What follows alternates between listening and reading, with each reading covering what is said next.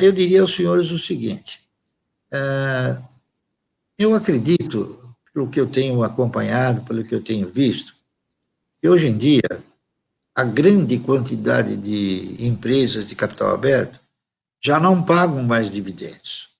Elas pagam o quê? Elas distribuem juros sobre capital próprio. Porque é muito mais interessante distribuir juros sobre capital próprio do que pagar dividendos. Os dividendos, em algum momento da nossa história, eles já foram tributados. Eu não me recordo bem as datas para isso, mas até 1994, se a memória não me trair, os dividendos eles eram tributados. E chegou-se à conclusão que a nossa Constituição não permite a bitributação.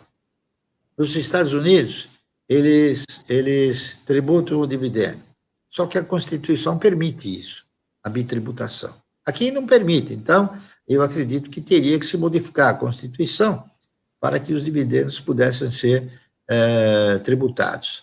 Só que a tributação do dividendo nada mais é do que um espectro de fuga para o investidor.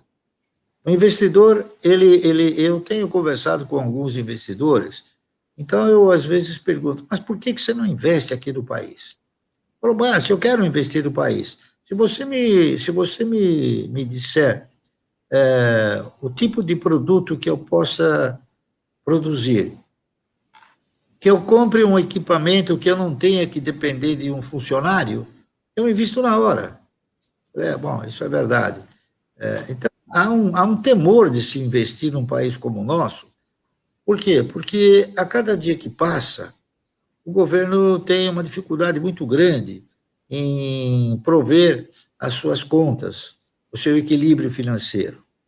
Lamentavelmente, na questão de causa e efeito, o governo procura sempre o efeito, não a causa. A causa de nós termos uma questão financeira deficiente é porque, primeiro, a Previdência ela ostenta duas posições. Ela ostenta a posição de provedora e ostenta a posição de empregadora. O que é isso? O cidadão, quando se aposenta na iniciativa privada, ele acaba recebendo um percentual sobre todos os anos que ele trabalhou. Esse percentual ele é considerado como um provimento, para que esse provimento seja considerado um mínimo para ele subsistir. No setor público, o cidadão, quando para de trabalhar, ele continua ganhando o mesmo salário. Então, o que acontece? A Previdência ela já não está ostentando apenas e tão somente a condição de provedora, ela está ostentando a condição de empregadora. Esse é um detalhe que precisa ser avaliado. Então, o que ocorre? Ocorre que o cidadão que para de trabalhar no setor público, além de ganhar muito mais, porque as diferenças, né, e as majorações salariais no serviço público, para deputados, para juízes, enfim, para todo o setor judiciário, elas são diferentes do setor privado. O setor privado nem sempre consegue a mísera remuneração dos índices projetados pelo governo. Enquanto que, do setor público, eles aumentam os seus salários de 20%, 30%, 40% até às vezes, né? Então, o nosso desequilíbrio financeiro está exatamente aí. Então, você projetar uma reforma tributária, jamais você conseguirá produzir um equilíbrio nas contas. A forma de se produzir um equilíbrio nas contas seria exatamente fazer com que todos esses elementos que ganham salários acima do bom senso, acima do razoável, eles passassem a ganhar aquilo que normalmente a situação se lhes oferece, dentro de uma situação de mercado. E, ao mesmo tempo, quando eles deixassem de trabalhar, eles se submetessem a um recurso que fosse prover a sua subsistência. não continuar ganhando o mesmo salário que ganhava enquanto trabalhava. Então, são essas distorções que fizeram com que a nossa economia fosse gradualmente se decompondo, se deteriorando. E vejam que eu vou falar para os senhores, eu não sou nenhum sábio, tá certo? Eu não sou nenhum gênio, mas é muito simples, é muito fácil de se prognosticar o seguinte: nós tivemos uma reforma de previdência que foi pífia, certo?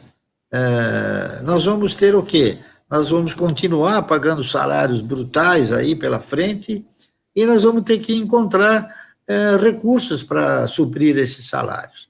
O que nós temos que fazer, o que a economia tem que fazer, o que as autoridades precisam fazer é equilibrar essas forças, ou seja, fazer com que as pessoas tenham uma importância dentro da conjuntura econômica nacional, não é isso?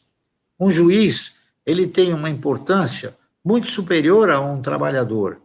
E o trabalhador, em grande escala, ele representa, em termos de produção, muito mais do que um juiz. Eu não digo que o juiz não seja necessário, ele é necessário, tá certo? Eu vejo, por exemplo, o Superior Tribunal Federal, e eu assisto com pesar as reuniões, não é isso? Cada um dos senhores magistrados do Superior Tribunal Federal, cada vez que eles vão proferir um voto, eles elaboram um compêndio. Então, eles sentem uma necessidade de demonstrar uma capacidade que, por si só, já é uma capacidade que não precisa ser demonstrada, né? A hora que você for proferir um voto, basta ser a favor ou contra. Não precisa você mostrar um compêndio todo de sabedorias, não é isso? E todos eles procuram a mesma coisa. Então, um determinado assunto que poderia ser resolvido em meia hora, ele leva 5 dias, 6 dias. Então, é por isso que a gente tem aqui um acúmulo de incompetência deflagrada, certo? E isso teria que ser feito de uma forma diferente. A minha visão é que isso interfere também no movimento de ações, porque isso acaba gerando o quê? Acaba gerando profundas distorções nos agentes econômicos, não é isso?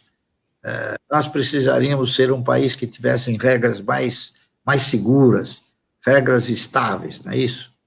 A falta de investimento no país talvez esteja muito atrelada a todos esses acontecimentos. Existem outros também, importantes também, que não adianta a gente ficar enumerando, porque nós não vamos resolver esse problema, certo? Eu não sei se uma democracia nesses moldes é que irá resolver os problemas. Essa democracia, com certeza, não irá resolver, no meu modo de interpretar.